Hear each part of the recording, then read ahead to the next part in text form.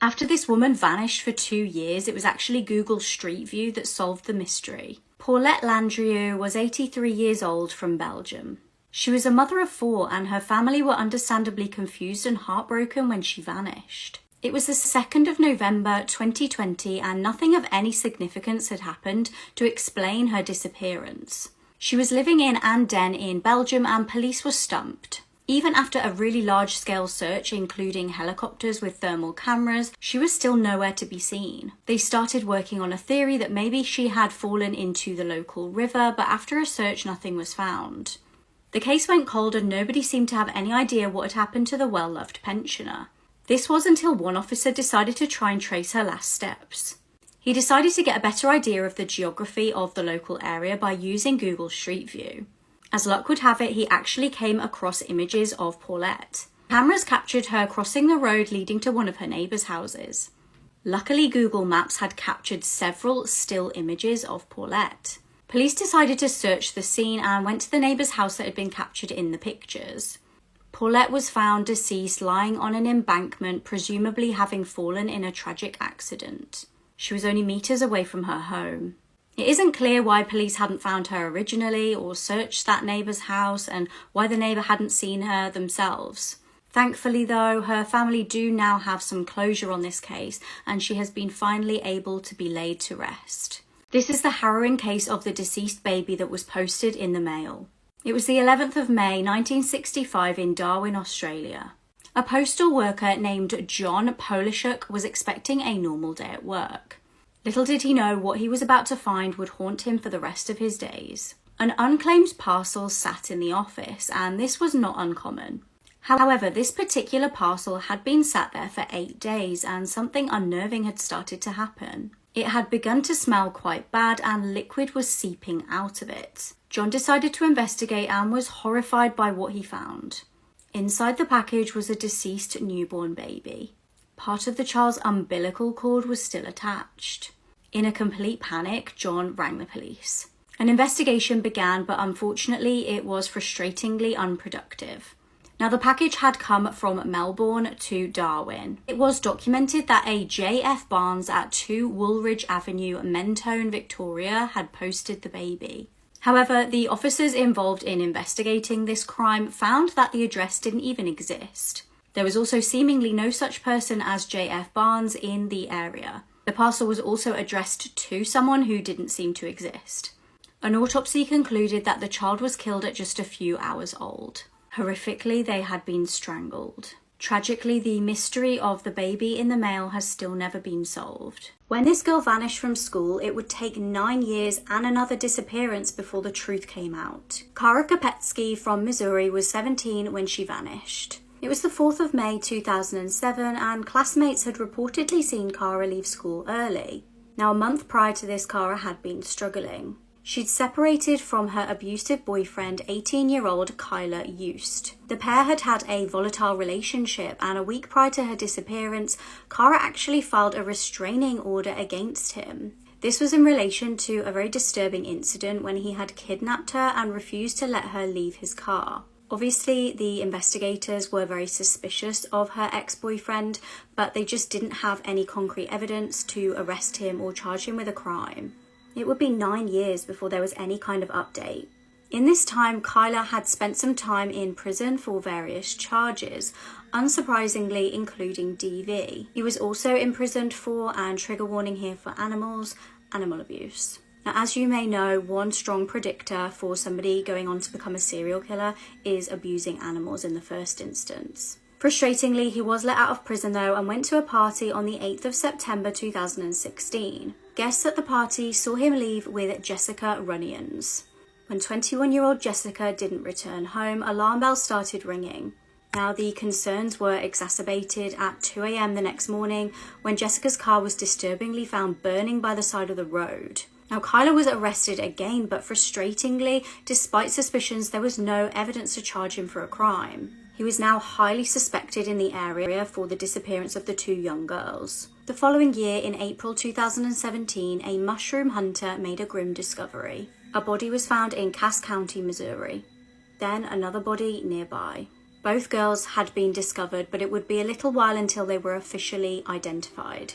Strangely, Kyler tried to blame his deceased half-brother for the killings. His half-brother, Jessup Carter, had spent some time in jail and taken his own life back in 2018 prior to Kyler's trial. Despite him obviously trying to pin it on his family member, Kyler was found guilty of the killings of both girls. He was given life in prison plus 15 years. This teenager was killed by her ex just weeks after getting a no-contact order. Serenity Hawley from Blacksburg, Virginia, was just about to turn 18. She was a senior in high school and had just been accepted into Virginia Tech, which she was super excited about. Now, the future was looking bright for her, but she had been having issues with an ex-boyfriend. Crony Monk was allegedly harassing her and blackmailing her. Her mum reports that Serenity School had issued a no-contact order between the two and that there had been an incident between them just a month prior. It was just 2 days before her 18th birthday. The two students were found deceased in a parking garage last week. It's reported that Serenity had been shot in the chest by her ex, who then turned the weapon on himself. Serenity's family are understandably heartbroken and they set up a GoFundMe.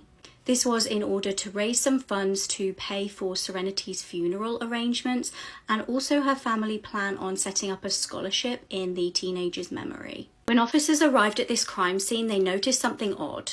A camera crew arrived to film a true crime series, and some said nothing looked like it should have looked. Victoria Rickman was a 30-year-old divorced mother.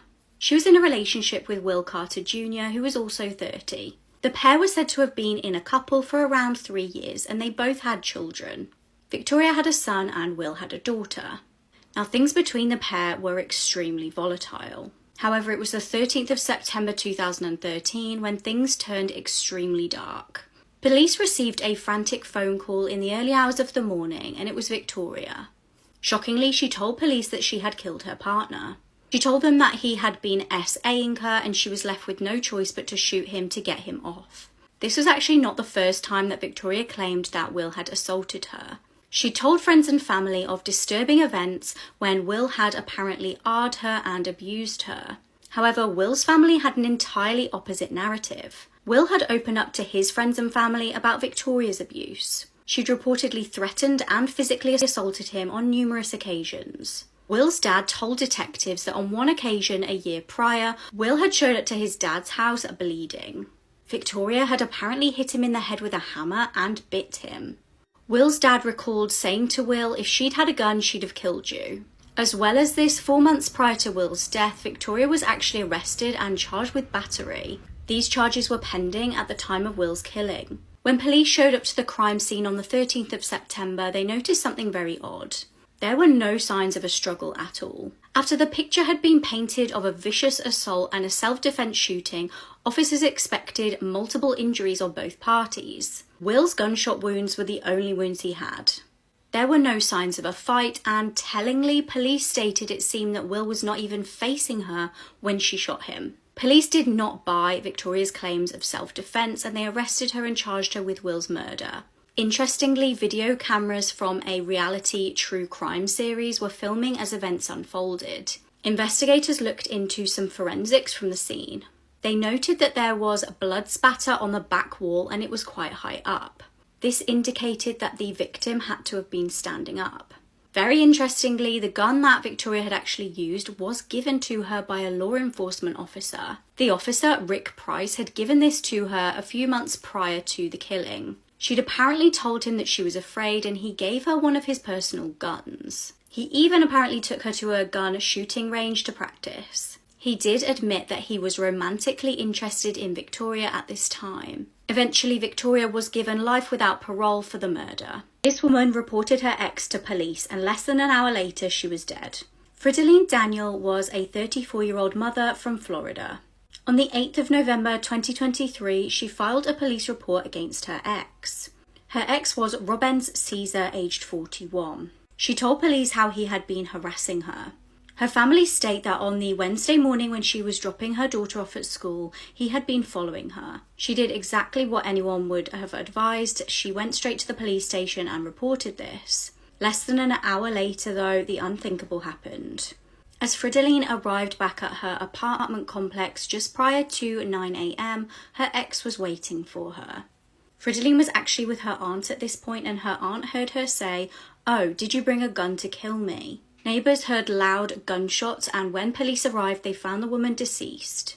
Her ex's black Honda was seen leaving the area by witnesses.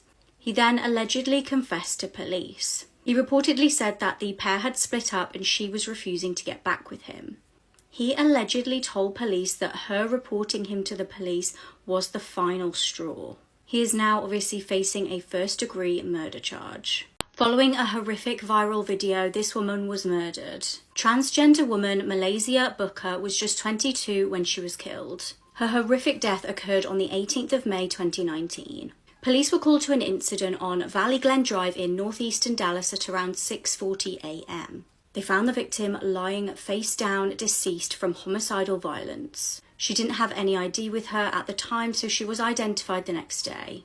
Now, the victim had actually gone viral the month prior as part of a horrific video circulating on the internet. She was violently attacked by a group of males in the car park of an apartment complex on April the 12th, 2019. Now, the incident started with something fairly minor. Malaysia was accused of reversing into somebody's car. She was viciously attacked and a crowd gathered, and rather than get the woman the help that she needed, they started videoing. The video started circulating on social media, and Malaysia suffered from concussion and a fractured wrist. Now, Edward Thomas, the man who attacked her, was charged with aggravated assault and held in Dallas County Jail. He was actually convicted of a lesser charge later on of misdemeanor assault and given 300 days in prison. After surviving the attack, Malaysia spoke out about violence against the transgender community. Just a month later, she was dead. After she was found deceased from a gunshot wound, Kendrell Lyles was arrested and charged with her murder, as well as 2 other killings. Police stated that Malaysia was seen getting into a light-coloured Lincoln, matching the description of Kendrell's car. Police also examined phone records which showed he was in the area at the time. He's been sentenced to 48 years for that killing. Shockingly, he's also charged with shooting Letitia Grant, aged 35, just 4 days after Malaysia's murder. He's also charged with killing Kenneth Kichoki the day after. A woman's dismembered torso was found in a bin, and police have made some shocking links. On the 8th of November, a homeless man in Los Angeles had a huge shock. He'd been searching in a bin and discovered a woman's dismembered torso. The bin was located in a car park near Ventura Boulevard. When officers arrived at the scene, they found the torso wrapped in a plastic bag and confirmed it was human remains. Now, the body was so dismembered that the police could not identify the person. They were able to determine, however, that the person had been murdered in the past couple of days. Detectives examined the CCTV footage of the car park, and it led them to suspect 35-year-old Sam Haskell. Interestingly, he is a son of a Hollywood producer and is believed to have lived around 5 miles away. He was arrested after police arrived to his home that he usually shares with his wife May and their 3 children. Police allegedly discovered blood evidence and other items. Now, shockingly, Sam reportedly contacted workers to attend his home the day prior to come and collect some rubbish bags full of rocks. He paid them $500 for this, and when they arrived, they said that the bags just felt like they didn't contain rocks. The workers drove off and pulled over to investigate what was inside the bags. When they discovered human body parts, rather than call the police immediately, which is what I feel like I would have done, they actually drove the body parts back to Sam's house. They gave him the bin bags back and his $500 and refused to take them. It was then at that point that they called police and told police what they'd found. Police apparently went to the house and couldn't see any bin bags, so they left without further investigation, as they stated they had no probable cause to do so.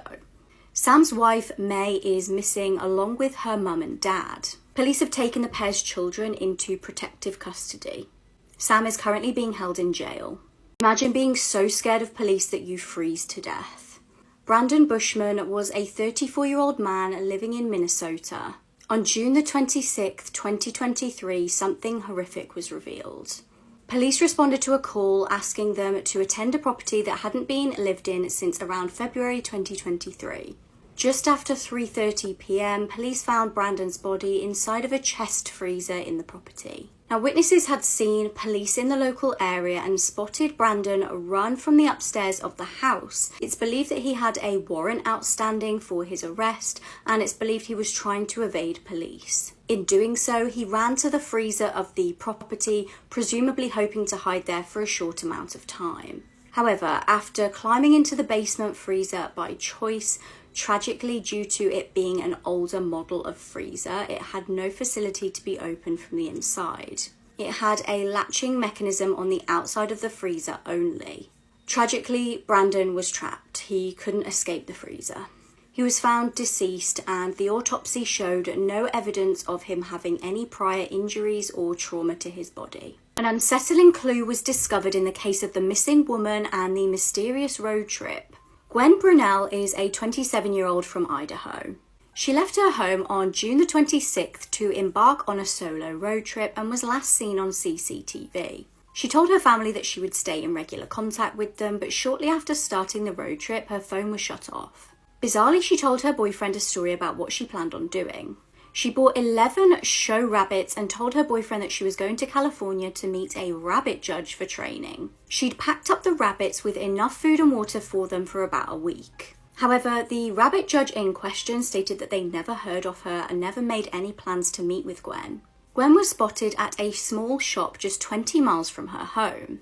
This was on the day that she left on the road trip, and strangely, she was captured on camera wearing different clothes than the clothes she left her house in. Also strangely, as the place was just 20 miles away from her home, it took her 3 hours to get there. She was then seen the day after at a petrol station in Jordan Valley, Oregon. She then went across the road to buy some snacks and reportedly told a member of staff that she was in a hurry. The member of staff, though, then saw her sitting in her car outside for an hour. She vanished and her parents reported her missing. Disturbingly, her car was found abandoned in Malheur County, about half a mile from the highway. Her keys and possessions were still in the car along with the 11 rabbits. Tragically, 5 of the rabbits had passed away from the heat. There was a huge search in the area to try and find the missing girl, but no luck. 2 months later, though, there was a disturbing clue. Her t-shirt was found tangled in a barbed wire fence near Dog Creek. Her boots were also then recovered not far away from the t-shirt. Police say there was no sign of an abduction, but why would she leave those rabbits to die? All of her family and friends said how much she loved rabbits and that she would never leave them in harm's way. Police are encouraging anyone with any information to come forwards. Would you think that finding a missing person's severed foot meant that they are dead? I was not expecting this case to have so many twists and turns. Melissa Caddick was a 49-year-old woman who grew up in Sydney. Interestingly, Melissa worked as a financial advisor but stated fake qualifications on her CV. In 1998, she was found to have stolen around 2,000 Australian dollars from the company she was working for. She did this by forging her boss's signature and then left voluntarily from the company. She lived a very lavish lifestyle which raised eyebrows among her peers. No one really knew how she could fund the lifestyle she was living. It's alleged that she concocted various stories to explain her wealth to her friends. Her first husband was Tony Caddick from England. The pair had a son together and they moved to Essex in the UK in 2010. Eventually, Melissa got bored of the area and told Tony she was going to Switzerland on a work trip. In actual fact, she had gone to Paris to meet with a man. This man was Anthony Coletti, her hairdresser from Sydney. Tony eventually discovered that the pair were having an affair. After Tony confronted Melissa, she moved back to Sydney with her son in 2012. Again concocting another story, she told her loved ones that she'd split with Tony due to him being abusive, which was not the case. They divorced in 2013 and she married Anthony the same year. Now, between 2012 and 2020, it's believed Melissa was involved in kind of a pyramid scheme. She reportedly gained millions of dollars primarily from her friends and family.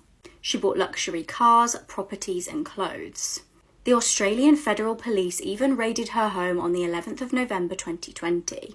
She was in legal trouble and was being investigated. The day after, she vanished. Her son was 14 at the time and he stated he heard a door shutting at around 5:30 a.m. He said he presumed that his mum was going for a run. However, she had left behind all of her possessions, including her mobile phone, which was obviously very concerning. Despite this, strangely, it took her husband 28 hours to phone police. Now, officers reported that Anthony showed a, quote, composed, relaxed, and seemingly uncaring persona, unlike any other person I had taken a missing person report from previously. Frustratingly, the CCTV around the area didn't actually capture the direct area that Melissa had vanished from. Bizarrely, it seemed that Melissa had been fearing for her safety.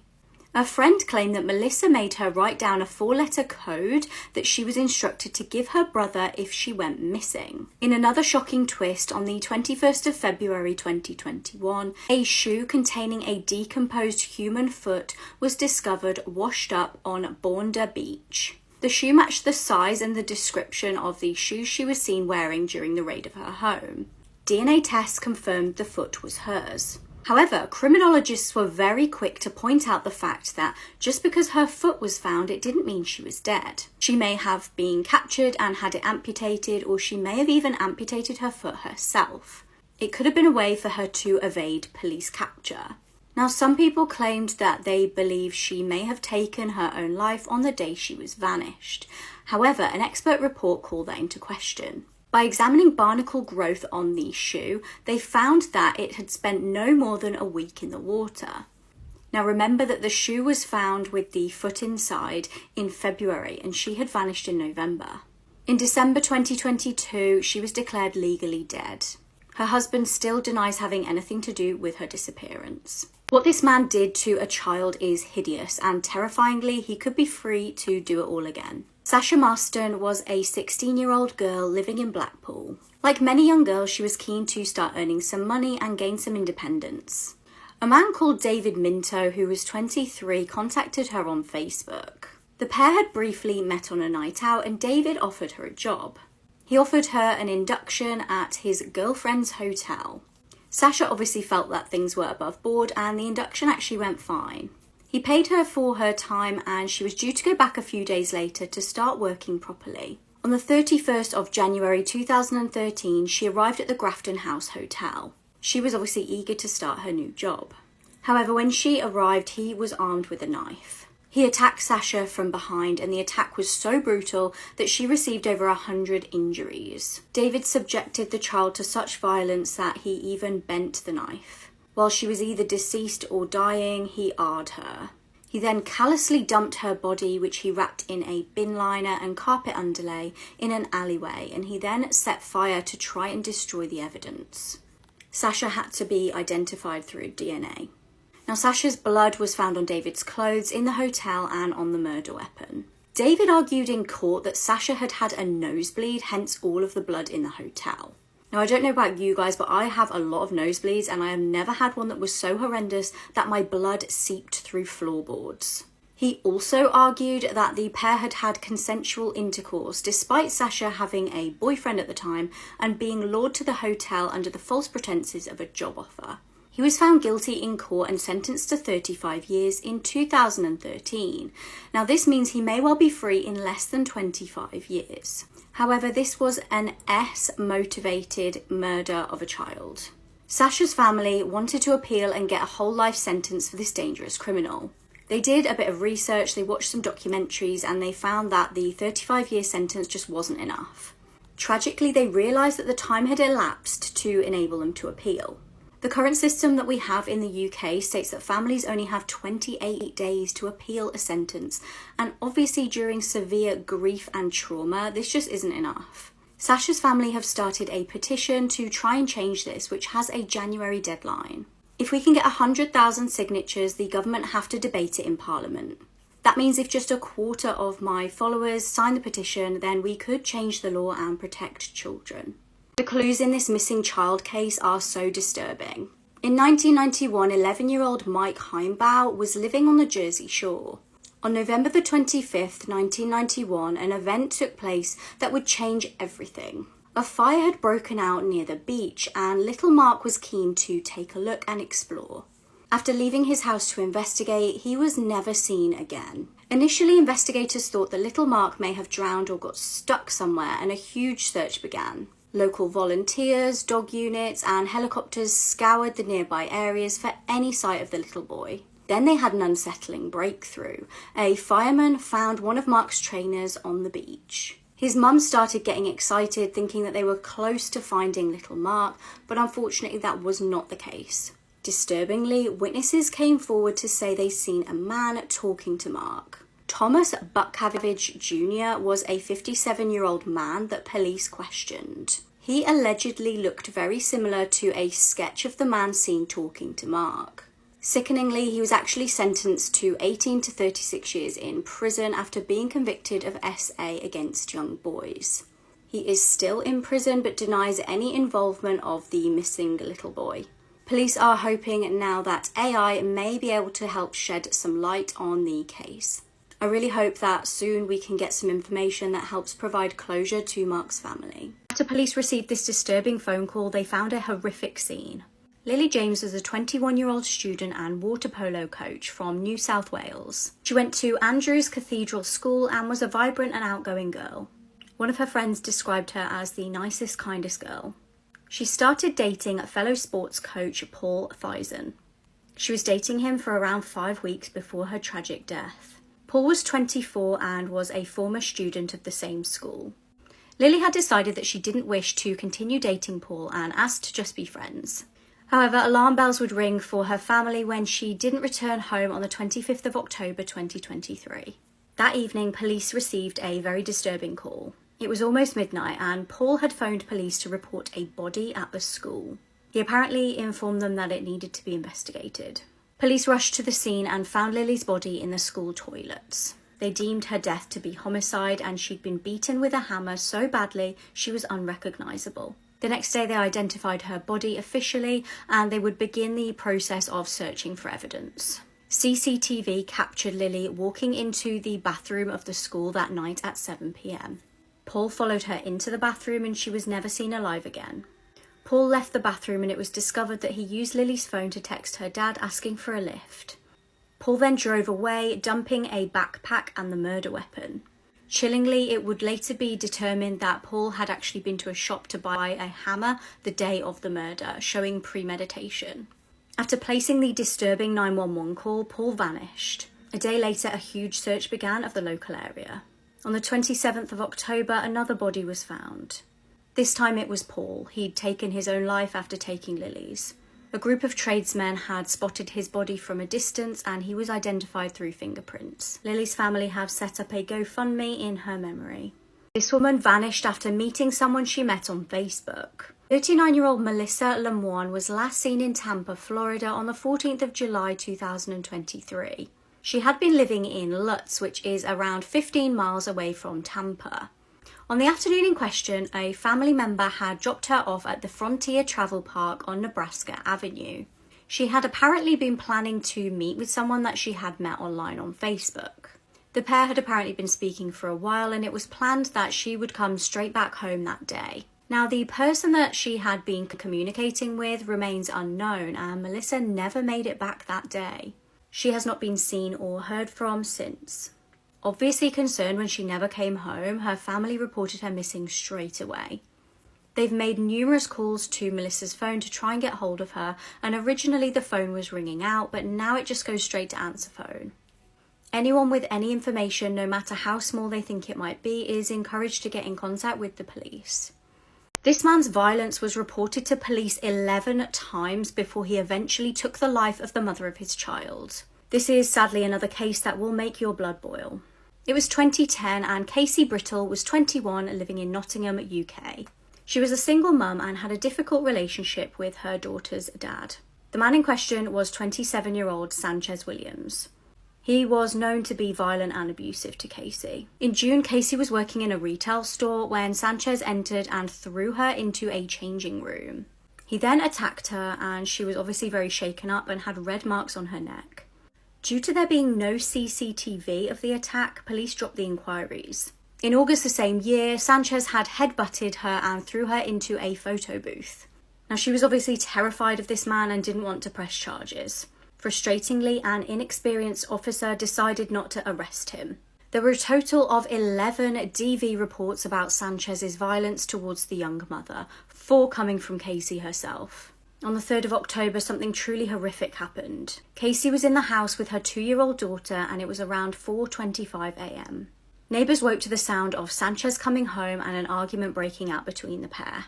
Sanchez was screaming at Casey, and Casey was heard crying. Neighbours also heard the 2-year-old little girl crying for her mum. Sanchez launched into a vicious attack, kicking, slapping, punching and stamping on her. Their little girl actually walked in several times to see the horrific incident unfolding. She witnessed her dad's hideous attack on her mum, only for him to remove the little girl from the room and tell her everything would be alright.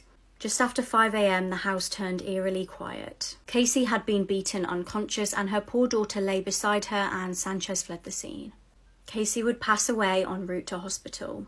Part of her ear was missing, both her eyes were swollen shut, her jaw was fractured, and she had cuts all over her face. Sanchez handed himself into police the following day and admitted to the murder. He was given life with a minimum of 20 years. Casey's little girl was placed into the custody of Casey's parents. This woman was burned alive in a car this year, and her murder is still unsolved. Mercedes Vega was just 22 when she was last seen on the 16th of April this year. Security cameras actually captured her walking into her apartment's parking garage just after 9 p.m. She had planned to go out and meet with friends, but never actually made it to her car. The following day at around 1 a.m, officers responded to a call about a car on fire. Tragically, when they arrived at the scene, they found Mercedes' burned body. She was found in the back seat of the vehicle, and interestingly, it wasn't actually her vehicle that she was in. The vehicle was found at the side of Interstate 10 in Tonopah. Interestingly, her car was actually found abandoned near Mill Avenue in Tempe. The owner of the car that she was found in has still not yet been determined. According to the medical examiner, she had been tortured, shot in the arm, and had blunt force trauma to her head. She was also found to have traces of bleach in her mouth, and horrifically, it was determined that this happened while she was alive. She was found to have passed away from being burned alive due to smoke inhalation. Items were recovered from the car that she was in, including lighter fluid and gloves. Disturbingly, her case is still unsolved and her killer or killers are still walking free. This mother posted this cryptic message on Facebook before vanishing. 25-year-old Michaela Standridge was last seen in Concrete, Washington on the 21st of April 2023. Disturbingly, she vanished after running away from the house she was staying in and calling 911. Michaela is a single mother of a 2-year-old son. She'd been staying in Skagit View Drive and at 5:04 a.m. called the police. Worryingly, she was heard on the line screaming and shouting for help, but the phone went dead. When police arrived to the location that she called from, she was nowhere to be seen. She completely vanished and has not been seen or heard from since. Investigators found her phone near the river near the house that police had arrived at. Searches were undertaken of the river and surrounding area, but no luck. Concerningly, 5 days before she vanished, she posted this cryptic message on Facebook. It read, "If I ever go missing or anything, just know I didn't leave." Michaela's case remains unsolved and she still has not been heard from, so police are urging anyone with any information to get in contact with them. This is the disturbing UK case of the child who killed a child. In July 2018, 8-year-old Alicia McPhail was abducted from her bed. She had been staying with her parents on the Isle of Bute. She'd gone to sleep watching Peppa Pig and no one had any idea of the horrors that would unfold. Meanwhile, 16-year-old Aaron Campbell was drinking with friends at his house. It's reported that Aaron became upset in the night due to arguing with his mum. He'd had a challenging upbringing involving alleged physical and emotional abuse. Aaron decided he would get some substances from a couple he knew. The couple in question were Alicia's dad Robert and his girlfriend. They were actually known to sell substances around the area, but Aaron couldn't get hold of them. Intending to steal the substances, he armed himself with a kitchen knife and headed to their house. This was Robert's house where he lived with his parents and girlfriend. When Aaron arrived, he noticed the little girl sleeping and took the opportunity to do the unthinkable. He snatched little Alicia from her bed and carried her to a secluded location. He essayed her and killed her. He then threw some of his clothes into the sea. At 6 a.m. the next day, the grandparents of Alicia noticed the little girl was missing. They rang police and alerted the locals. Family actually texted Aaron and asked him to keep a lookout for the little girl, and he responded by texting, "Oh damn, I'm sure she's not went too far." A local man soon discovered the lifeless body of the little girl around a 15-minute walk away from the house.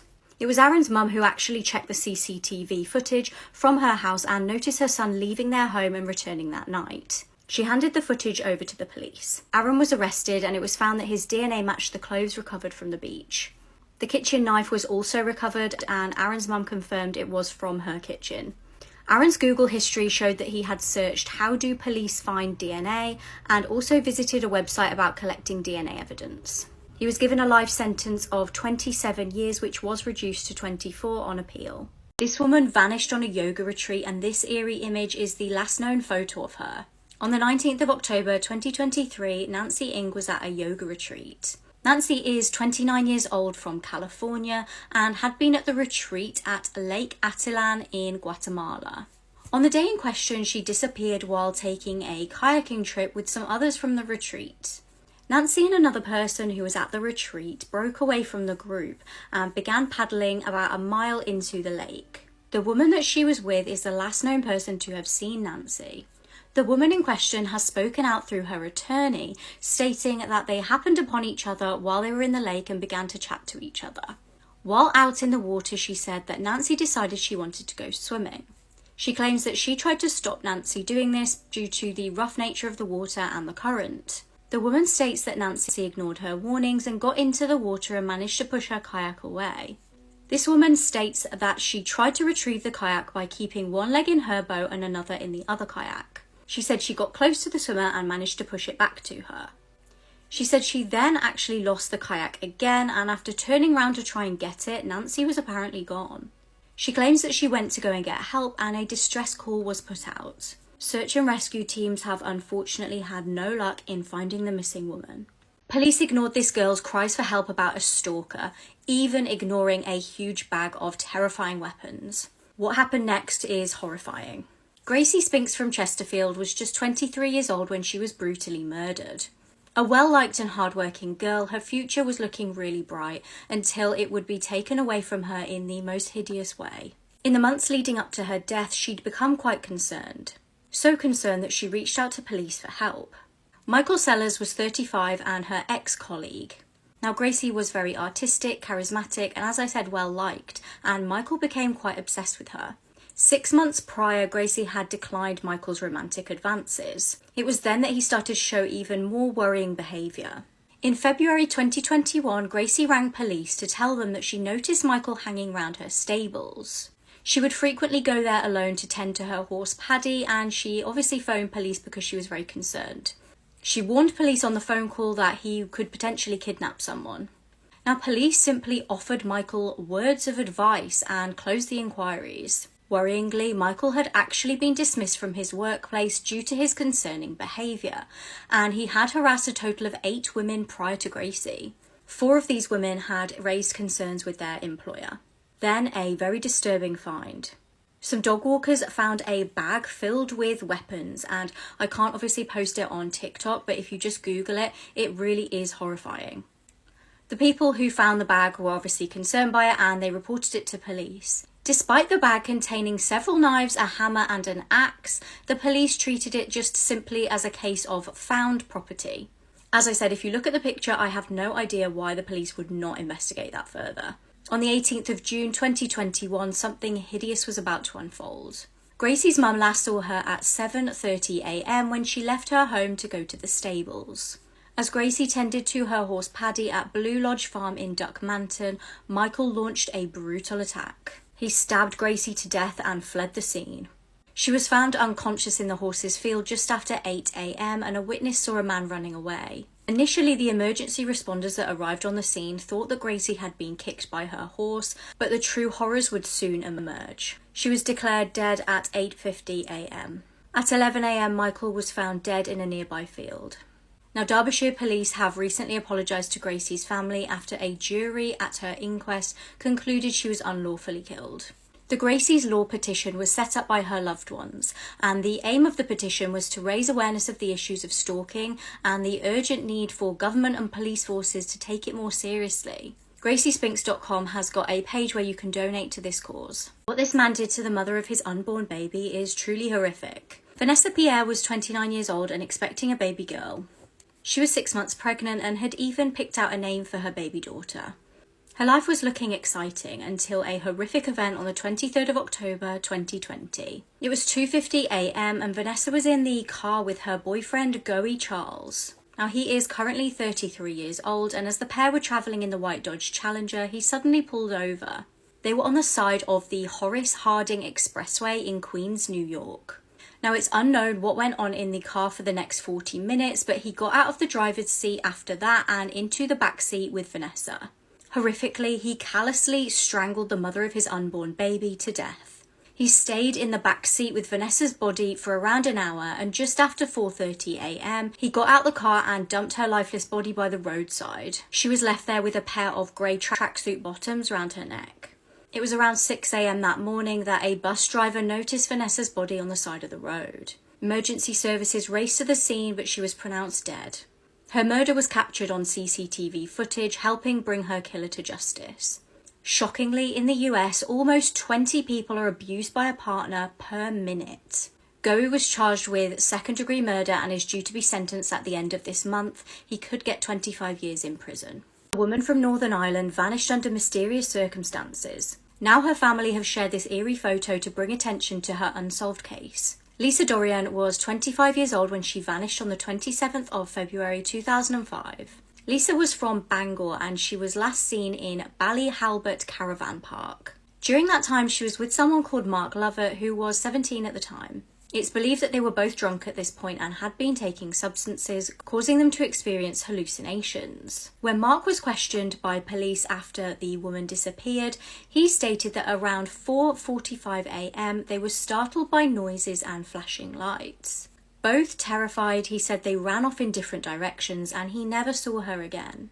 Police believed that Lisa was murdered and they have endlessly tried to find her remains. Tragically for this family, they have had no luck and no closure in this case. Her family have released this eerie photograph of the last place she was before she went missing to try and provoke the conscience of whoever may have killed her. There have been more than 400 confidential tips throughout the years, but nothing leading to the discovery of Lisa's body or remains.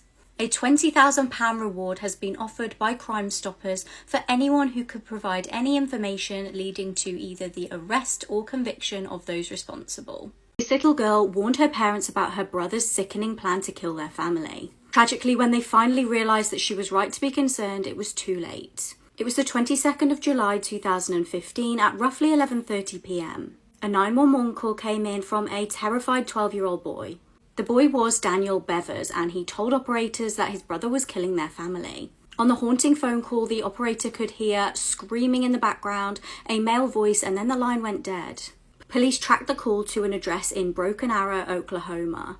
When they got there, they found a horrific scene. There was a pool of blood around the porch of the house. They could hear faint cries for help and they had to force entry into the home. They then discovered Daniel Bever, who had placed the phone call.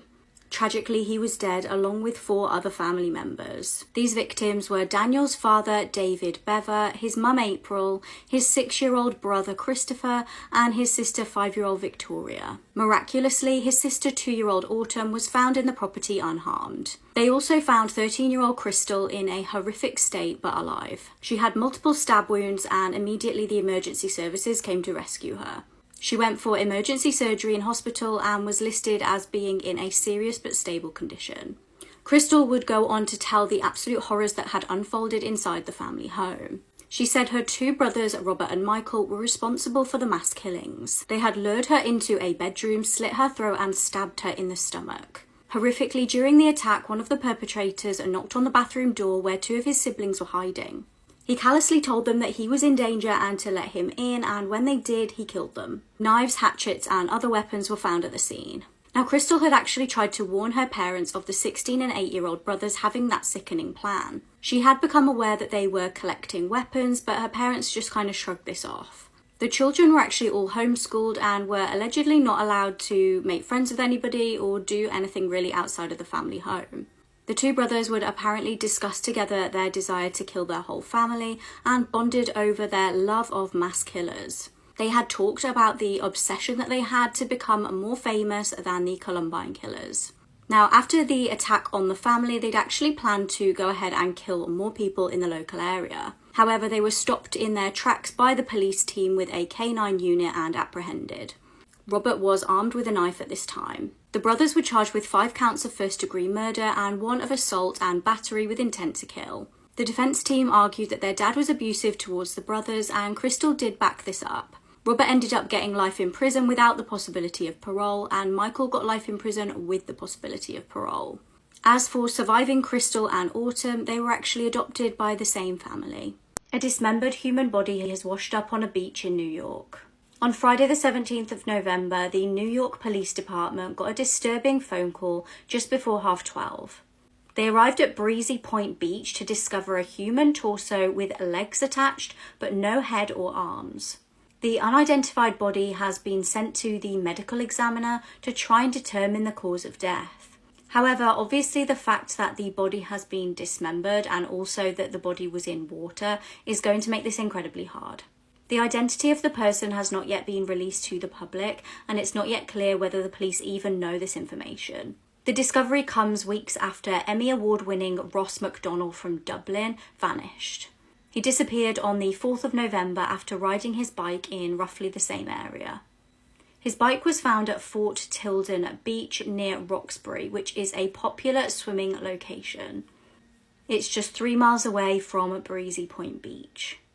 When this girl and her stepdad vanished from their house, no one could have predicted what was about to happen next. Sydney Randall was 14 years old from Arkansas. On the evening of the 9th of March 2013, her mum Denise noticed that she was missing, along with her stepdad.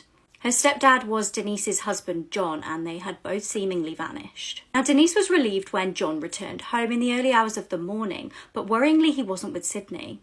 Denise told him about her concerns and the fact that her daughter was missing, and John left the house again saying he was going to file a missing persons report. However, time went on with no news and John didn't return, so Denise decided to ring police herself. A huge search began for the missing girl and her now missing stepdad. That was until days later when John's body was discovered. He was found deceased in a field on the side of the road from a self-inflicted gunshot wound. John was deemed likely to be involved in Sydney's disappearance at this point, and eventually Denise agreed. Search teams were out in force to find the missing girl, but no luck. Weeks and months passed until eventually in May 2013 a body was discovered. Sydney was tragically found deceased in the Black River near the Lawrence and Randolph County lines. A medical examiner concluded that she died from blunt force trauma. DNA was found under her fingernails, and this was determined to be that of John's DNA. Denise was understandably devastated by this news. She had believed that Sydney and John had a normal relationship. She couldn't have been more wrong. Sydney's dad at this point came forward to say that he had suspected that John was SAing his daughter. Sydney's friends also confirmed that Sydney had told them she was afraid of her stepdad. It's believed that he killed Sydney so that she wouldn't come forward and expose him for the abuse. When this model's body was found in her pool, police had to work out whether it was a callous murder or a tragic accident. Samira Frash was a 38-year-old French model who lived a lavish lifestyle until her tragic death in 2014. Samira lived in the lovely community of Golden Eagle in Florida. On the 22nd of February 2014, her body was discovered in her garden swimming pool. A handyman and his son had a horrific shock when they found her body deceased in the pool.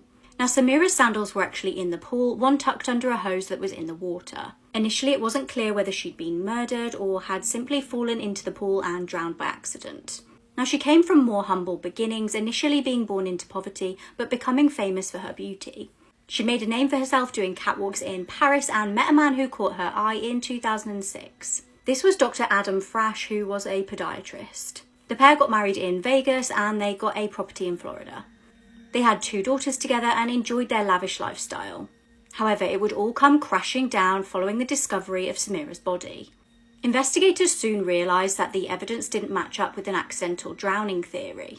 Samira's sandals that were found off in the pool actually had straps, so they wouldn't just be able to fall off her feet. Then a shocking report from the medical examiner. The cause of death was blunt force trauma, showing damage to both sides of her skull. This was extremely unlikely to happen by accident from a fall.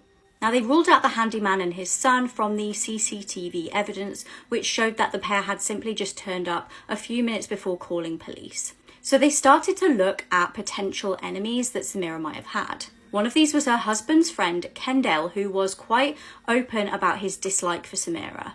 He said that they didn't get on because of how much time he spent with her husband, but he actually had an alibi on the day of the murder. Then police interviewed Adam, the husband, who told them that the day before his wife's death, she complained to him that she was really tired and run down and needed a break. He said that he offered to take the two kids to their beach house 3 hours away. He said the morning of her death, he left with the kids and she was still in bed.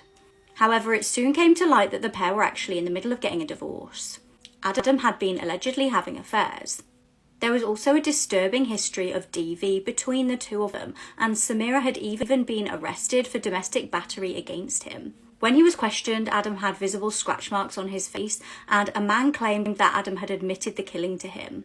Ultimately, he was sentenced to life in prison for the murder of his wife. This chilling case is described as Melbourne's most brutal unsolved double killing. Suzanne Armstrong was a 28-year-old single mother. She was living with 27-year-old Susan Bartlett, who was working as a teacher. Susan worked at the Collingwood Education Centre and the pair were high school friends. It was 1977 and they'd been living in their apartment on Easy Street for 10 weeks. It was a nice home for the pair and they shared it with Suzanne's 16-month-old son Gregory and their pet German Shepherd puppy. On the evening of the 10th of January 1977, Susan's brother and his girlfriend had popped round. They ate food with the pair and watched TV, and then they eventually headed home around 9 p.m. The following day, the neighbours found the German Shepherd puppy wandering around the streets looking lost. They also heard what could be described as whimpering from a child coming from the apartment. It would be 3 days later that the neighbours decided to actually take a look into the apartment and tried to enter via the back door. Upsettingly, Gregory was found in his cot, very distressed and dehydrated. He was anxious and understandably very hungry. Then they made a shocking discovery. The women's bodies were found near the front of the property, deceased. Suzanne was found on her bed and Susan was found lying in the hallway next to Suzanne's room. They had multiple stab wounds each and Suzanne had been AR'd following her death. When police arrived, they took a DNA sample from this. The police determined both women had been killed on the night of the 10th of January. Strangely, there was no signs of forced entry, but there was a boot print on one of the windowsills, which could have been a point of entry. Whoever had killed these women had cleaned up in the bathroom before leaving via the back door. They had left the gate open, hence the puppy walking around. The murder weapon was never recovered. Police compiled a list of over 100 persons of interest in this case, including construction workers who were in the area near the time. They tested the DNA that they found on Suzanne's body against some of the prime suspects in the case, but had no luck. Now, it is speculated that the murders may be linked to the disappearance of a woman nearby called Julie. She had actually disappeared from her apartment in Melbourne on the 1st of July 1975. Disturbingly, the suspect in her disappearance had actually been staying in the house next to the Easy Street killings on that night. The case frustratingly went cold and has still never been solved. In 2017, 40 years after the murders, police actually offered a reward of up to $1 million for information leading to the apprehension and conviction of those responsible.